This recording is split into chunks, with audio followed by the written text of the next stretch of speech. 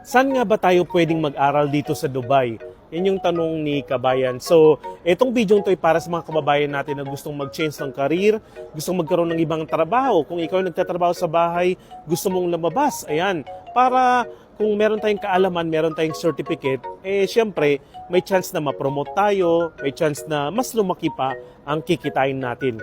Ngayon, dito sa Safeway Healthcare Dubai Campus natin, na nasa Al-Bakit Center, Room 402. Ito'y katabi po ng Al-Kabail Center sa may Dera po, sa Abu Bakar al-Sadiq. Ayan po ang location natin. So, ang course na in-offer natin is meron tayong Introduction to Health and Social Care, which is ang tinuturo doon is about caregiver and nursing assistant. Meron tayong Diploma in Care. Okay, meron din tayong Business Administration and Digital Marketing para naman sa mga office-related jobs. Yung mga ganong klase ng trabaho na matututunan natin kung gusto nating magtrabaho sa office.